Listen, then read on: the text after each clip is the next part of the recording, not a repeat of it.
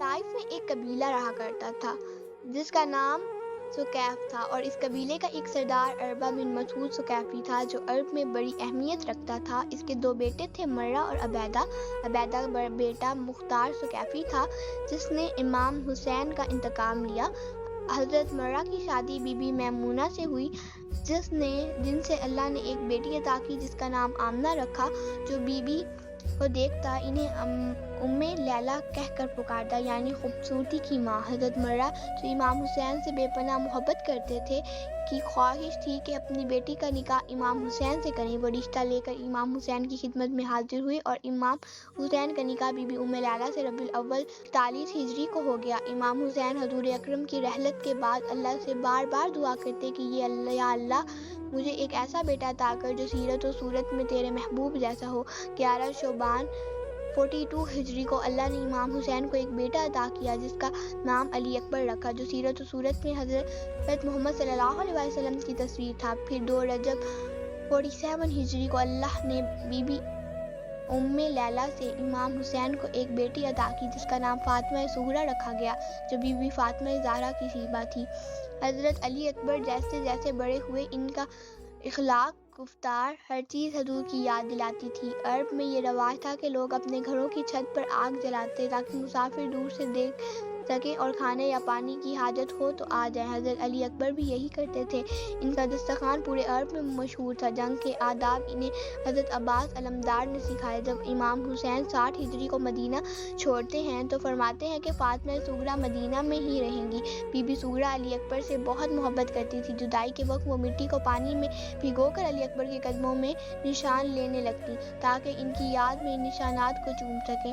امام حسین نے جب یہ دیکھا تو بیٹی کو گلے لگایا اور فرمایا، تو صورت میں میری ماں فاطمہ زہرا جیسی ہے۔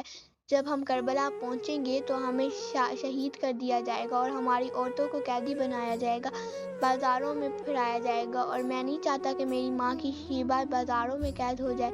تاریخ لکھتی ہے کہ حضرت علی اکبر کی پرورش بی بی زینب نے کی تھی۔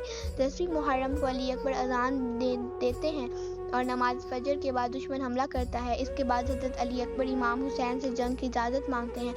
امام حسین فرماتے ہیں، بیٹا اپنی ماں ام لیلہ سے اجازت لو۔ جیسے بی بی نے چہرے سے نقاب ہٹایا اور علی اکبر کو دیکھا، زاروں قطار ہونے لگی۔ علی اکبر نے پوچھا، ماں آپ افضل ہیں یا دادی فاطمہ؟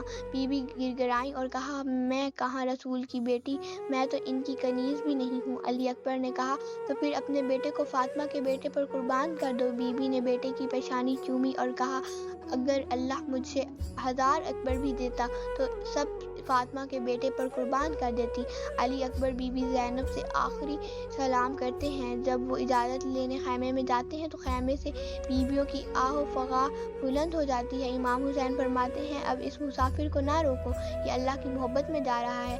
جب علی اکبر گھوڑے پر سوار ہو کر میدان کی طرف بڑھے، امام حسین پیچھے پیدل چلنے لگے۔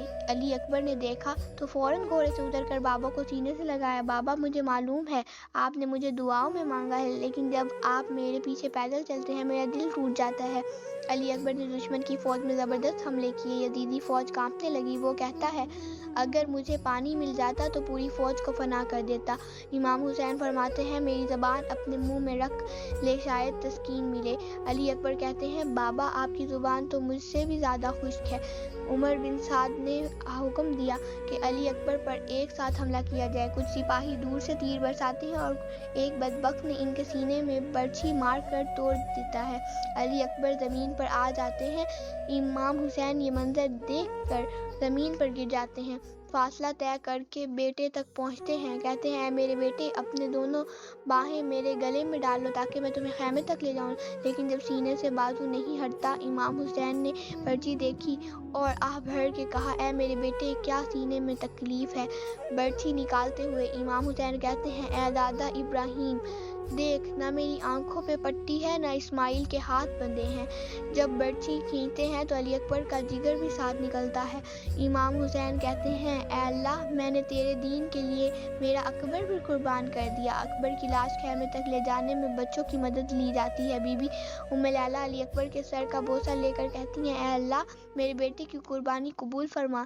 پھر امام حسین بھی شہید کر دیے جاتے ہیں، خیموں کو جلا دیا جاتا ہے۔ بیویاں قید ہو کر کوفہ اور شام پہنچتی ہیں۔ بی بی ام لیلہ بیماری میں مبتلا ہو جاتی ہیں۔ جب قافلہ شام کے شہر حلب پہنچتا ہے تو ایک رات خواب میں امام حسین اور علی اکبر نظر آتے ہیں۔ امام حسین فرماتے ہیں ہم تمہیں لینے آئے ہیں ام لیلہ، سب بیویوں سے الوداع کر لو۔ بی بی ام لیلہ امام سجاد اور تمام بیویوں کو سلام آخر کرتی ہیں اور اپنے مالک حقیقی سے جا ملتی ہیں۔ تاریخ لکھتی ہے امام سجاد نے 3 جنازے تنہا دفن کیے، بی بی زینب، بی بی سکینہ اور اپنی ماں بی بی ام لیلہ کا۔ سلام ہو کربلا کی بیویوں پر، سلام ہو علی اکبر پر، سلام ہو امام حسین پر۔